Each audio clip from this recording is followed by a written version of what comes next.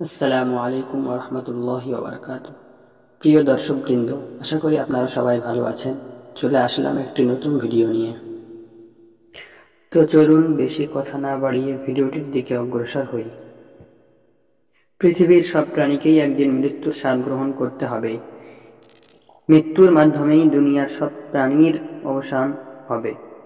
মানুষ ও জিন জাতিকে পরকালে আল্লাহর আদালতে উপস্থিত হতে হবে। দুনিয়ার প্রতিটি কাজের হিসাব প্রদান করতে হবে। মৃত্যুর সময় যে বা যারা ঈমানী কালিমা পাঠের মাধ্যমে মৃত্যুবরণ করবে, তাদের পরকালীন জীবন হবে সহজ ও সফল। প্রত্যেক ঈমানদার ব্যক্তি মহান আল্লাহর সৃষ্টি সম্পর্কে চিন্তা গবেষণা করে আল্লাহ তাআলার নৈকট্য অর্জনে তার বা তাকে নিয়ে চিন্তা গবেষণার মাধ্যমে ইবাদত বন্দেগী করার বিকল্প নেই।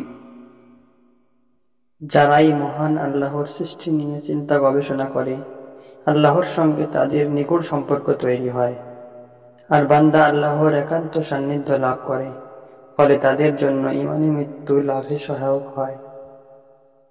মুমিন বান্দাকে যাতে জাহান্নামে যেতে না হয়, জাহান্নামের কঠিন আযাব থেকে মুক্তি পায়, হাসরের ময়দানে লাঞ্ছিত না হয় এবং ঈমানী মৃত্যু লাভ করে, সেজন্য আল্লাহ তাআলা কোরআনে তুলে ধরেছেন একটি দোয়া, যা তুলে ধরা হলো: ربنا ما خلقت هذا باطلا سبحانك فقنا عذاب النار ربنا إنك من تدخل النار فقد أخزيته وما للظالمين من أنصار ربنا إننا سمعنا مناديا ينادي للإيمان أن آمنوا بربكم فآمنا ربنا فاغفر لنا ذنوبنا وكفر عنا سيئاتنا وتوفنا مع الأبرار.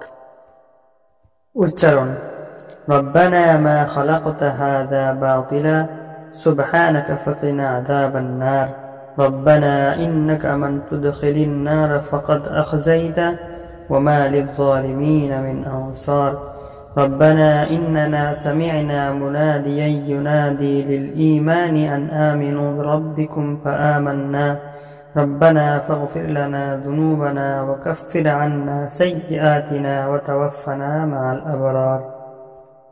অর্থ: হে আমাদের প্রতিপালক, এসব তুমি সৃষ্টি জগৎ অনর্থক সৃষ্টি করনি। পবিত্রতা তোমারই জন্য, আমাদেরকে তুমি জাহান্নামের শাস্তি থেকে বাঁচাও। হে প্রতিপালক, নিশ্চয়ই তুমি যাকে জাহান্নামে নিক্ষেপ করো তাকে অপমানিত করো, আর জালিমদের জন্য কোনো সাহায্যকারী নেই। হে আমার প্রভু, আমরা ঈমান আনার জন্য একজন আহ্বানকারীকে আহ্বান করতে শুনে ঈমান গ্রহণ করেছি। হে আমাদের পালনকর্তা, তুমি আমাদের সব গুনাহ মাফ করে দাও, আমাদের দোষ ত্রুটি দূর করে দাও, আর নেককার লোকদের সাথে আমাদের মৃত্যু দাও। পরিশেষে মুমিন বান্দাদের মধ্যে যারা বসে, দাঁড়িয়ে ও শুয়ে আল্লাহকে স্মরণ করে এবং আকাশমণ্ডলী ও পৃথিবীর সৃষ্টি সম্পর্কে চিন্তা করে আর আল্লাহর কাছে উল্লেখিত দোয়াগুলি পাঠ করে এবং তার দ্বারা সাহায্য কামনা করে, তাহাদের জন্য মৃত্যুকালীন সময় ঈমান লাভ করা অতি সহজ হয়ে যাবে। এই কারণে রাসূলুল্লাহ সাল্লাল্লাহু আলাইহি ওয়াসাল্লাম তাহাজ্জুদ নামাজ পড়ার সময় এই আয়াতসমূহগুলো সূরা আল ইমরানের শেষ আয়াত পর্যন্ত তেলাওয়াত করতেন, যা পড়া প্রিয় নবী সাল্লাল্লাহু আলাইহি সাল্লামের সুন্নাতও বটে। আল্লাহ তাআলা মুসলিম উম্মাহকে উল্লেখিত দোয়া পাঠের মাধ্যমে মৃত্যুর সময় ঈমান লাভ করার তৌফিক দান করুন। প্রিয় নবী সাল্লাল্লাহু আলাইহি সাল্লামের আমলে নিজেদের জীবনকে আলোকিত করার তৌফিক দান করুন, আমিন। তো এই দোয়াগুলি আমরা প্রত্যেক ফরজ নামাজ আদায় করার পর এবং অন্য যে কোনো সময় পড়তে পারি এবং তাহাজ্জুদে বেশি বেশি করে পড়া দরকার।